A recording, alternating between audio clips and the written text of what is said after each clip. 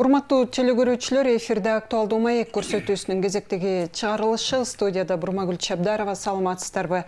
Бүгүнкү биздин студиянын алгач тааныштырып өтөйүн.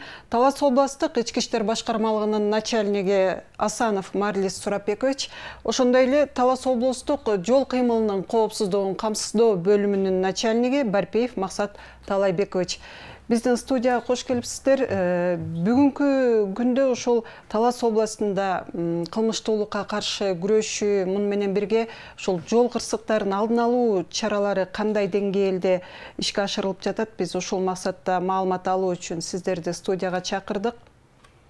Алгач Марлис Сурапбекович мына акырындап жыл жыйынтыкталып баратат. Ошол мына алдыдагы аралыкта биздин ошо Талас областында кылмыштуулукту алдын алуу боюнча сиздер тарабынан жүргүзүлгөн аракеттер, анан ошол өткөн айлардагы жыйынтык тууралуу бир маалымат бере кетсеңиз алгач.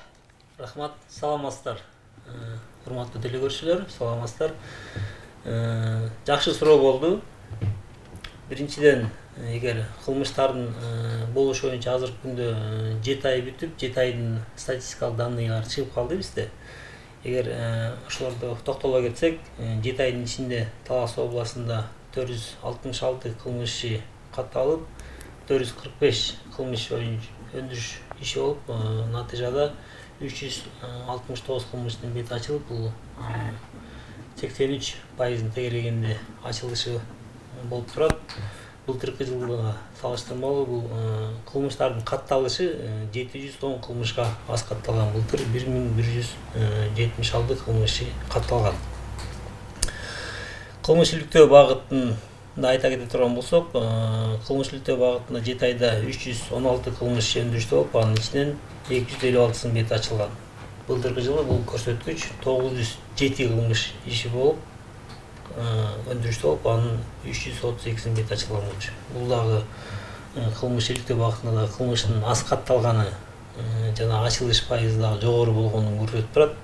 Ошол эле мезгилде бизде Ички иштер министрлигинде өзгөчө көңүл бурула турган бул багыттар бар. Бул оор жана өзгөчө кылмыштардын ачылышы жана тергелиши боюнча.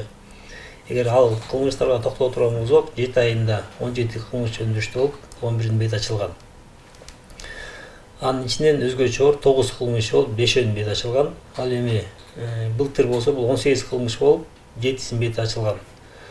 Өзүңүздөргө мал көрүнүп тургандай, бул ачылуу пайызы дагы бул жогору болуп, 26% жогору болуп турат.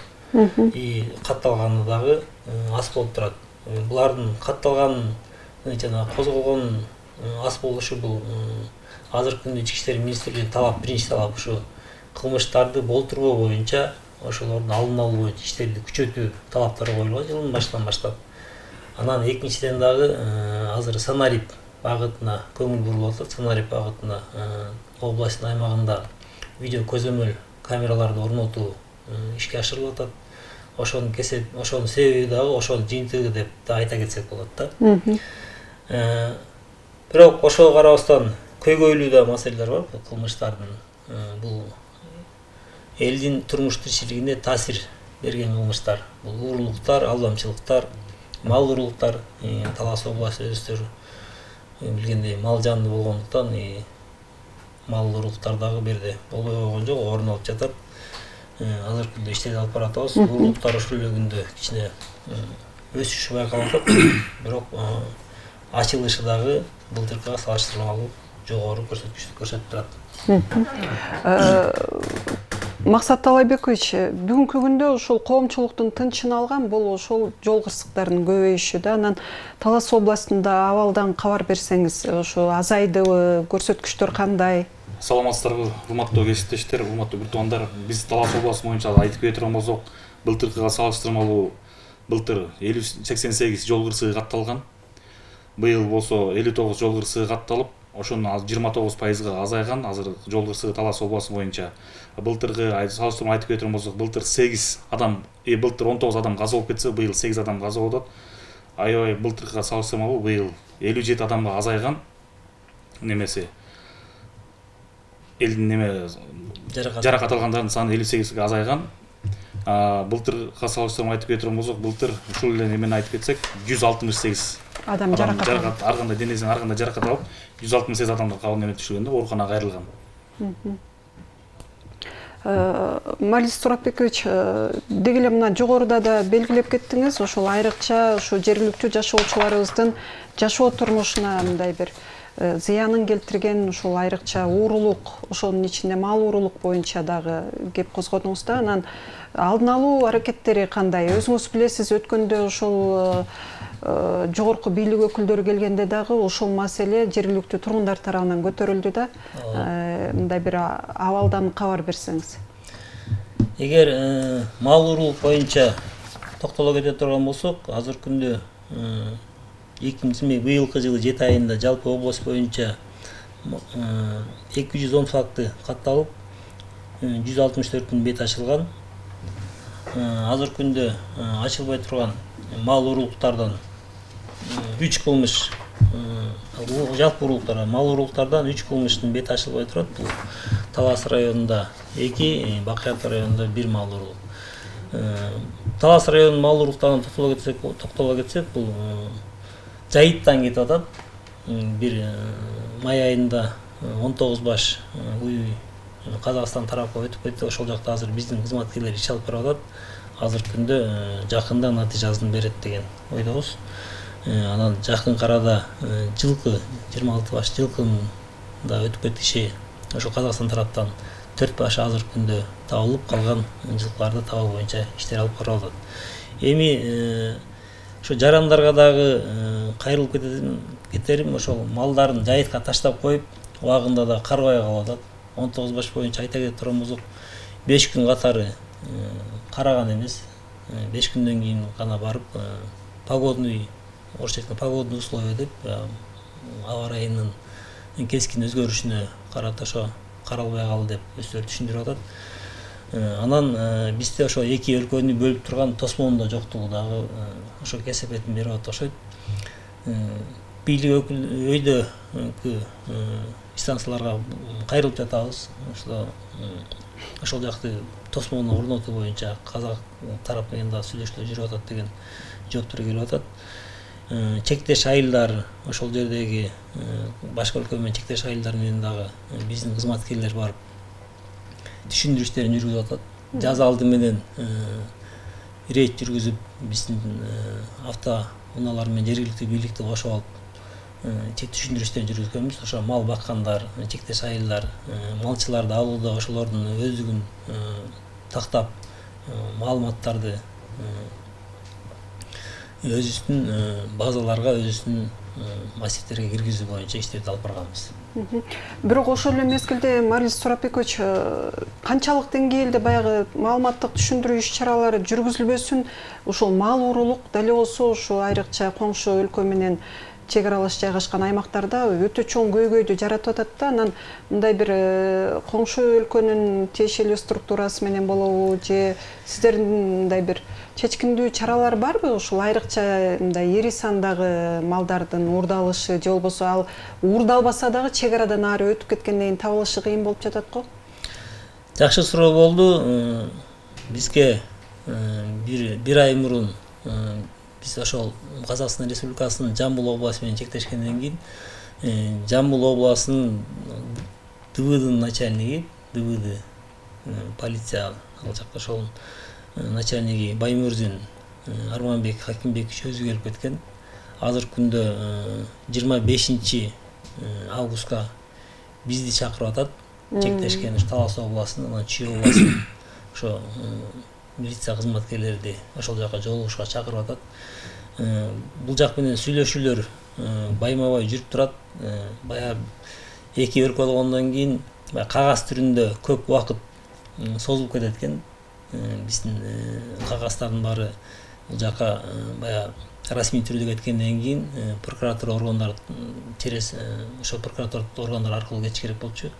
Азыр биз мындай кагаз жетелекте өзүбүз телефон аркылуу байланышып эле ошол жардам сурап, ошол кызматкерлерин бөлүп берип, мындай натыйжалуу биргелешип иштерди кылып атабыз да. Жардам берилип атат, жардам берилген жок деп айта албайбыз, берилип атат. Ошол жерде чектеш райондордун начальниктерине, жетекчилерине ошол иш алып бараткандарга түздөн түз ошол ТВдын начальниги өзүнүн указаниясын берип иштерди алып барышат. Сиздер тарабынан баягы иштер жүргөнү менен ошол жергиликтүү жашоочулардын кайдыгерлиги, мындай бир өз малдарына мындай бир кайдыгер мамилеси мындай токтобой койду да. Анан ушу жергиликтүү коомчулук менен бирге өзүңүздөрдүн баягы жергиликтүү бөлүмдөр, ички иштер бөлүмдөрү менен биргеликте иш чаралар барбы? Айрыкча ушул баягы мал жайлоого чыгаардын алдындагы мындай бир түшүндүрүү, кескин мындай бир чечкиндүү чаралар. Жогоруда айтып кеттим, ошо жаз алды менен жергиликтүү бийлик менен ошо биз чогуу иштерди алып барганбыз. Былтыркыга салыштырмалуу быйыл Азайды. мал ошол өтүп кетиши кескин азайбаса дагы бир жартылай азайды. Былтыр бул убакта бир 4 факт катталган болсо, быйыл 2 факт катталып атат. Саны? Саны былтыр Манас районунан 35 бодо мал өтүп кеткен, Кара Бурадан өтүп кеткен болчу. Саны боюнча азыркы күндө эгер Быйылкы катталгандар. быйылкы катталгандар менен саны боюнча кичине азыраак экен. Баягы ортодогу разницасы, бирок факт боюнча 2 эсеге азайды да. Максат Талайбекович, биз баягы жол кырсыктарынын көбөйүшүн айрыкча ошол айдоочуларга, айдоочулардын күнөөсүнөн деп, дээрлик айдоочулардын күнөөсүнөн деп келебиз. Бүгүнкү күндө ошо айдоочулардын жоопкерчилигин арттыруу боюнча дагы тиешелүү чаралар күчөтүлүп жатат.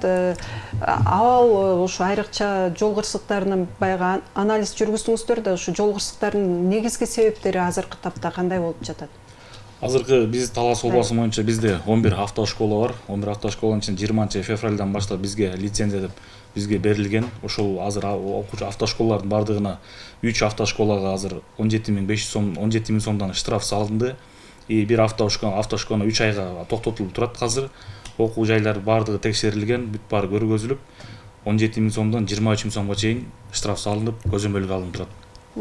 Марлис Суропбекович, ушул көзөмөлгө алып жатабыз, тиешелүү айыппулдарды салып жатабыз деп атасыздар. Анда чындыгында эле ушул айдоочулук күбөлүктү алуудагы мындай бир кемчиликтер бар болсо керек. Жакшы суроо болду, рахмат, жакшы суроо болду. Бул жерде быйылдан баштап, 2022 жылдан баштап УНА мекемеси Ички иштер министрлигине өткөрүлүп берилди. Жакшы билесиздер, өткөндө биздин министрибиз маалымат жыйында маалымат берип өттү. Дээрлик айдоочулук күбөлүккө тапшырган айдоочулардын күбөлүк алабыз деген талапкерлерден болгону 27% гана ошол экзамен тапшырып, ийгиликтүү ошол күбөлүктөрдү алышты. Талас областынын статистикасын эгер токтоло кете турган болсок, 7 айдын статистикасын кече алдым. Биздин областта айдоочулук күбөлүк алгандардын, ошо өздөрүнүн күчү менен тапшырып алгандардын саны 16% түзүп атат. 16,5% ошондой түзүп кече эле эсептеп чыгарганбыз. Бул дагы биринчи баягы жол кырсыктарын 1 жылга чейинки айдагандар жасаган ошо талданып чыкканда, ошол себептен ошо айдоочулук күбөлүктү алуу жагын көзөмөлгө катуу алганбыз. Анан экинчи дагы азыр тапшырмалар берилип, иштер алып барылып атат. Бул жарандар мурун кылмыш жообуна тартылып, анан кийин сот тарабынан чечим чыгып, психикалык жактан дарылансын деген чечим чыгып туруп, ошол жазасын өтөп келип, бирок кандайдыр бир себептер менен айдоочулук күбөлүк алып алган жарандар да чыгып атат. Ошол жарандарды да аз текшерип, ошо айдоочулук күбөлүктөрүнөн алып, ошо решение боюнча иштер жүрүп атат азыркы күндө. Ошол эле мезгилде ошол биздин ошол жол кыймылын көзөмөлдөөчү кызматкерлерге да айрым учурда баягы өзүңүз социалдык тармактардан көрүп жатсаңыз керек, мындай бир нааразычылыктар, же болбосо аларды күнөөгө алган адамдардын пикирлери да жарыяланып кетип атат да. Анан ушул жагдайдан алганда биздин өзүбүздүн ошол курам, жол кыймылынын коопсуздугун камсыздоодогу кызматкерлердин мындай бир жоопкерчилиги, же болбосо баягы өздөрүнүн ишмердүүлүгүн так аткаруудагы орун алган көйгөйлөрү, кемчиликтер жокпу? кызматкерлер боюнча ар бир кеңешмеде талаптар коюлуп атат. Ошо кызматтык тартипти сактоо боюнча, мыйзамдуулукту сактоо боюнча эл менен иш алып барууда баягы өздөрүнүн мыйзамга дал келбеген иштерди кылбоо боюнча күндө ал кеңешмелерде талаптар коюлуп, протокол тапшырмалар берилип жатат. Бирок эми болбой койбойт, болуп калат. Ал кызматкерлерге убагында ошо тартиптик чара көрүлүп, эгер мыйзам бузуучулук болсо жоопкерчиликке тартуу боюнча дагы чаралар көрүлөт. Күчүндө министрибиз жылдын башынан эле, министр болгондон бери айтып келатат, ичинен тазалануу деп. Баягы талапка жооп бере албаган кызматкерлер, өздөрүнүн мыйзам чегинде иштей албаган кызматкерлер биздин арабызда иштебеш керек деген талаптар коюлган. Биз азыркы күндө ички иштер министри элге сервистик тейлөө боюнча дагы иштерди алып баратат. Ошо биз эл менен жакын болуш керек, эл менен тыгыз иштеш керек, элдин көйгөйүн чечип билишибиз керек деген талаптар коюлган. Ушул эле жол кыймылынын коопсуздугун камсыздоодогу мүмкүнчүлүктөрүңүздөр жетиштүүбү, Максат Талайбекович? Бизде азыр айтып кете турган болсок, бардыгы жетиштүү. Мурун жетишсиз болчу, азыр бардыгы министрлик тараптан бизге автоунаалардын бардыгы берилген. Радар өлчөмдөр жана катуу ылдамдыкты айдаган өлчөмдөрдүн радарлардын баарын берилген. Бардыгы жетиштүү, талапка ылайыктуу баары жетишет. Кызматкерлерчи? Кызматкерлер да жетиштүү. Биз бул жерденчи баягы кылмыштуулукка каршы күрөшүүдө биз ошол айрыкча эле ошо ички иштер органдарынын кызматкерлерине же болбосо ошол эле милиция кызматкерлерине эле мындай бир күнөөнү артканга даярбыз да. Анан ошол учурда сиздердин ишмердүүлүккө мындай кошумча көмөк көрсөткөн же болбосо ошо жергиликтүү жанагы коомдук уюмдар болобу, коомдук кабылдамаңыздардагы биргелешкен жергиликтүү бийлик өкүлдөрү, жергиликтүү рай администрациялары, айыл өкмөттөрү биргелешкен аракеттериңиздер барбы? Ошо сиздерге тыгыз мындай бир колдоо көрсөтүп биргелешип иш алып барбы? Бар. Азыркы күндө айыл өкмөттөргө ошол ар бир айылга видео көзөмөл орнотуу боюнча да талаптар коюлган болчу. Ошо видео көзөмөлдөрдү орнотсо да бул кылмыштардын ошол да право нарушениянын көп мындай болбошуна көмөк көргөзөт деп ойлойбуз. Ачылышына дагы жакшы көмөк көргөзөт да, кылмыштар болуп кеткен кылмыштардын ачылышына. Анан азыркы күндө эле мынакей мэрия, город Талаш шаар мэриясы менен биргеликте базардын тегерегинде стихийный торговля деп коет, жана айылдан өздөрүнүн өндүргөндөрүн көчөгө алып чыгып сататкандар боюнча иштер жүргүзөт, тартипке келтирүү боюнча. Кодекс право нарушениеде ошо айыл өкмөттөрүнө, ошо жергиликтүү бийликтерге дагы бир нече беренелер боюнча, чара көрүү боюнча укуктар берилген болчу. Ошо укуктарды аткарууда дагы ошо милиция кызматкерлеринин биргеликте иштерди алып барып атабыз. Анан жана жогоруда айтып кетпедимби, жаза алды менен баягы мағлұматтардың алдын алуу боюнча түшүндүрүү иштерин жүргүзгөндө жергиликтүү бийликтер менен чогуу иштерди алып барып, чогуу элдерге түшүндүрүү иштерин жүргүзгөнбүз. Максат Талайбекович, бүгүнкү күндө ошол өзүбүз деле күбө болуп жүрөбүз, айрыкча Талаш шаарында ошол жол жээктеринде кас-катар токтотулган машиналарда автоунаалар өтө көйгөй жаратат. Бул баягы өздөрүнө эле эмес, ошо жолдо жүрүүчүлөр, жүргүнчүлөргө деле, жергиликтүү жашоочуларга да өтө көйгөй да. Айрыкча ошо Талаш шаарынын борбордук аймагында. Бул боюнча таптакыр мындай бир жөнгө сала албай койдук да ушул жагдайды. Ушул проблема мындай шаар жетекчилиги дагы, сиздердин башкармалык тарабынан дагы ушул айрыкча борбордук базардын айлана тегереги мындай бир кас-катар тизилген автоунаалардан арылбас болдук да. Бул жагдайда чаралар мындай бир күчөтүлсө жакшы болот эле дешет да шаардыктар. Сиз туура маселе көтөрдүңүз. Ошол ал айтып кете турган болсок, бизде ал Талаш шаарында айтып кете турган базар бизде тыгыны аябай неме көп, базарга ылайыксыз бул жерге бизгечи. Анан базарда элдер баягы сырттан келген, айылдан келген элдер келип туруп эле бир 5 мүнөткө посадка высадка кылып туруп 5 мүнөткө келип отурушат да, машинаны коюп коюшат дагы. Ошодон көйгөй жаралып атат да. Ал бул жерде бизде мисалы стоянка жок болуп атат да, машинаны коюп кеткен стоянка жок. Жолдун жээктери таар биздечи. Ошого байланыштуу биз айылдан азыр өзүңүздөргө байланыштуу мектептер башталды, жана мектеп окуучуларына мектеп башталат жакында. Айылдагы ата энелердин баардыгы балдарын кийинтебиз алып келип коеюн десе парковка жок.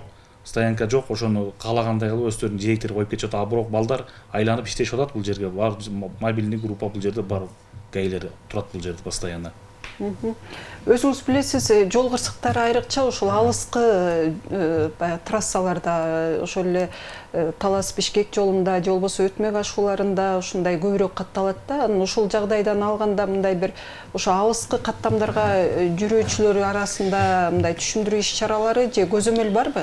Бул туура айтып кеттиңиз. Бул неме боюнча биз постоянно көзөмөлдү алып турабыз. 2-5 күндөрү вокзал, базар, вокзалдардын бардыгына барып түшүндүрүү иштерин жүргүзөбүз.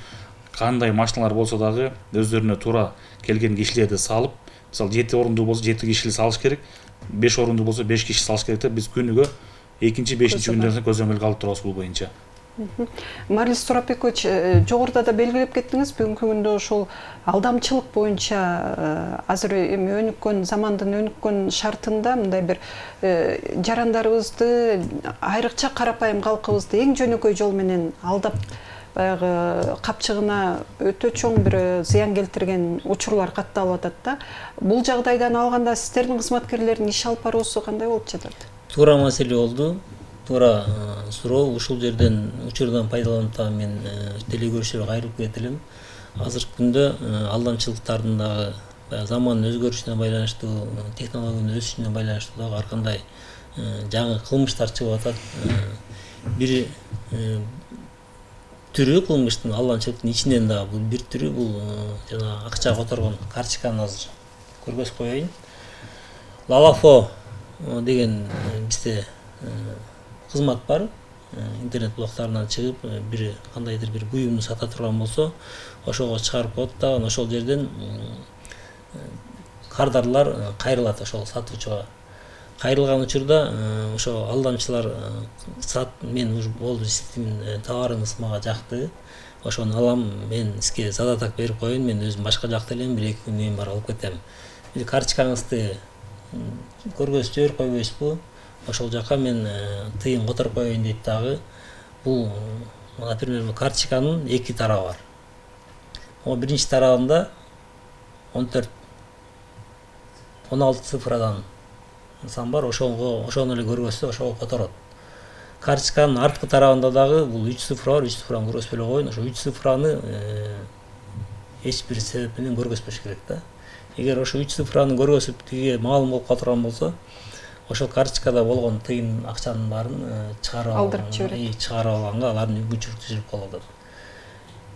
Ушул биринчи, экинчи алдамчылыктын бир багыты дагы бул сиздердин ошол чалып, сиздин жакын тууганыңыз бир жаранды сүзүп алды, тезинен бүтүрүш керек, акча салыңыз, мынча акча керек болуп атат деп, ошо алдап жарандар баягы шоковый состояние болуп калабы же кандай, тиги чалып текшербестен эле барып бир суммада акчаны которуп жүргөн учурлар катталып атат. Ушул боюнча дагы бир алдын алып сиздердин ушу жергиликтүү телевидение аркылуу кайрылат элем жарандарга. Ушундай чалуулар болуп калса, биринчиден ошо өзүңүздөрдүн тууганыңызга чалып, действительно ошондой болду, болгон жокпу деп тактап алып туруп, анан кийин иш кылсаңыздар демекмин. Экинчиден, ошондой учурлар болгондо, биринчиден ошо милиция кызматкерлерине биздин 102-ге чалып, ошондой случай катталган жокпу? Тактап алып туруп, анан кийин иш алып барсаңыздар. Эгер кандайдыр бир себептерден ошол тууганын телефону өчүк болуп атса. Мындан сырткары бүгүнкү күндө ушул алдамчылык, баягы өзүңүз билесиз, өткөн жылдары ушу Талас областында баягы финансылык пирамида деп абдан көп чуулгандуу окуялар, фактылар катталды эле да. Анан бул жылы мындай көрүнүштөр жокпу? Бул жылы мындай көрүнүштөр область боюнча азыркы күндө бир учур текшерилип атат, бирок мыйзамдын баягы талаптарына ылайык ошол кылмыш курамы толук такталды элек. Толук кылмыш курамы толук такталса, аны только ошондо иш козгойбуз. Бирок азыр текшерүү жүрүп атат. Биз жылдын башынан баштап ошол министрлик тарабынан да талаптар коюлган, жана строительный корпоратив, анан баягы акча салып кайра аласыңар деген боюнча иштерди алдын алуу иштерди күчөткүлө деген ошол боюнча иштерди алып бардык. Бир нече жарнамалардан Талас областында жарнамаларды текшерип, ошол жарнамаларды жиберген кишилерди, жарнамаларды орноткон кишилерди алып келип түшүндүрүштөрүн жүргүзүп, жарнамаларын алдырып, мыйзам чегинде иш алып барууну түшүндүрүп, алдын алуу иштерди жүргүздүк.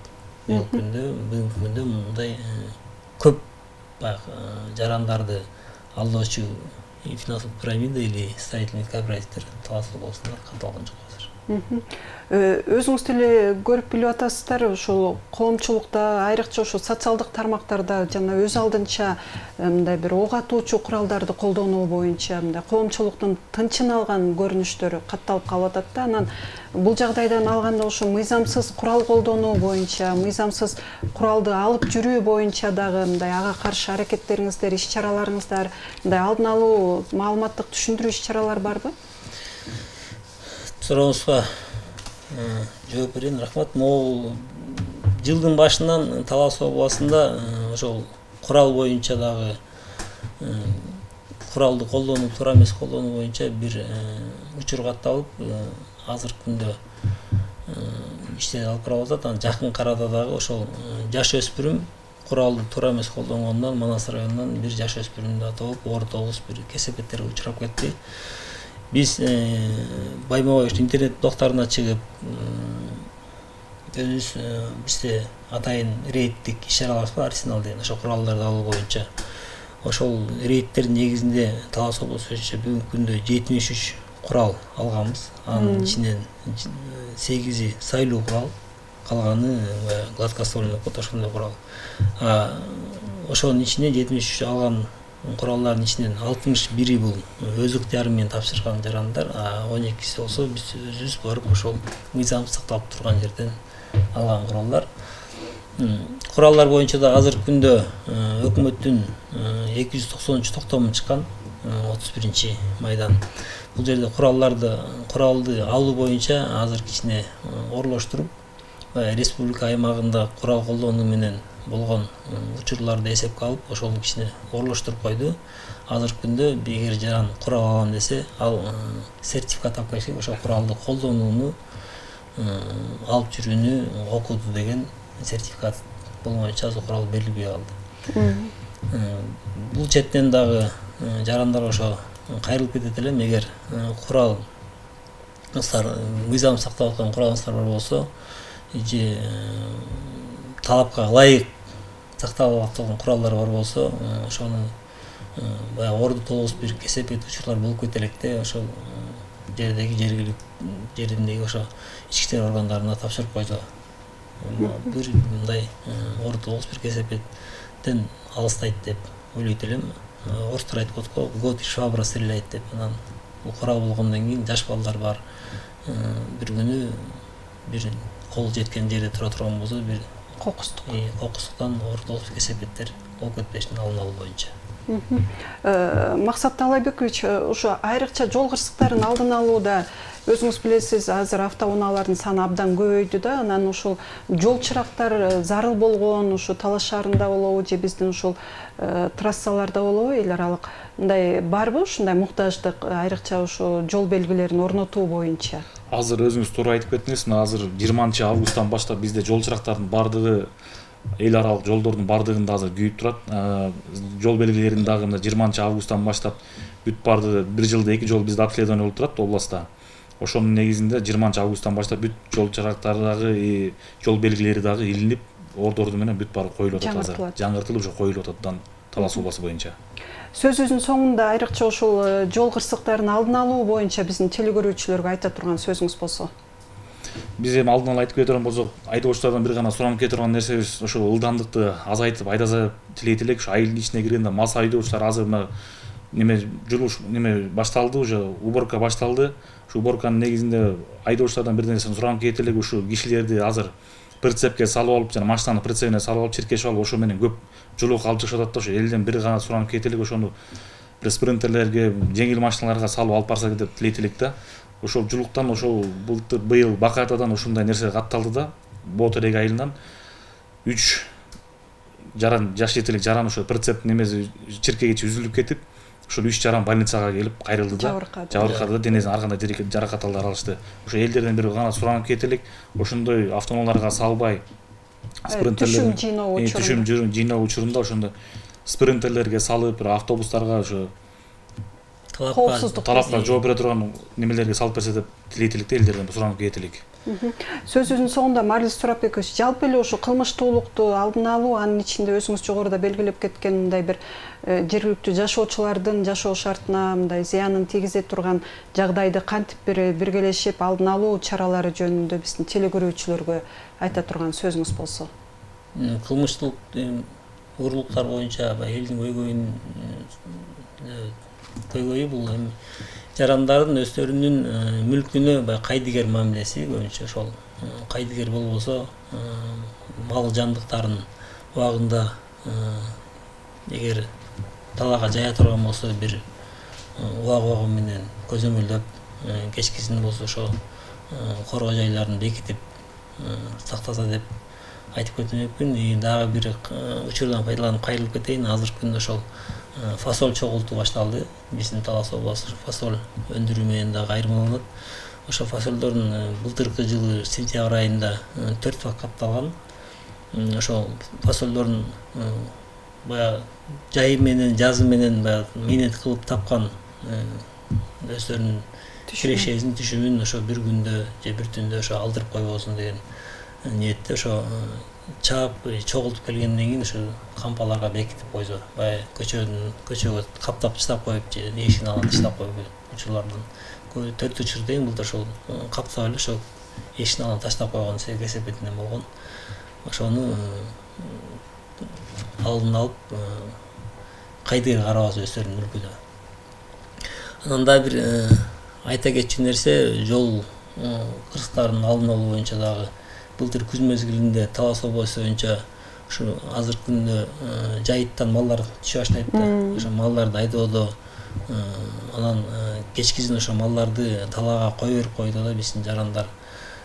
Өздөрүнүн ойлоо малды ойлосо да ошо башка жарандардын баягы ден соолугун, өмүрүн ойлосо малдардын кечкисин ошо өздөрүнүн короосуна камашса. Анткени былтыркы жылы октябрь айында, сентябрь айында ошо мал жандык менен катышкан жолуна кырсыктары өсүп кеткен. Ошонун кесепетинен биз жергиликтүү бийликтер менен да канча жолу чыгып түшүндүрүштөн жүргүзгөнбүз. Дагы бир ушудан пайдаланып айтып кетет элем, ошо кечкисин малдарын ошо бош кое бергенден алыс болсо жарандар өздөрүнүн короо жайына бекитип, анан жарык киргенде ошо кое берсе деген өтүнүч бар эле. Рахмат, ишиңиздерге ийгилик каалайлы. Урматтуу телекөрүүчүлөр, ушу менен актуалдуу маек көрсөтүүсүнүн кезектеги чыгарылышын аяктадык. Бүгүн биз Талас областында кылмыштуулукка каршы күрөшүү, жол кырсыктарын алдын алуу боюнча маалымат алдык. Бүгүн бизден суроолорубузга Талас областык Ички иштер башкармалыгынын начальниги Асанов Марлис Сурапбекович, ошондой эле Талас областык жол кыймылынын коопсуздугун камсыздоо бөлүмүнүн начальниги Барпеев Максат Талайбекович жооп берди. Кайрадан эфир аркылуу көрүшкөнгө чейин аман болуңуздар.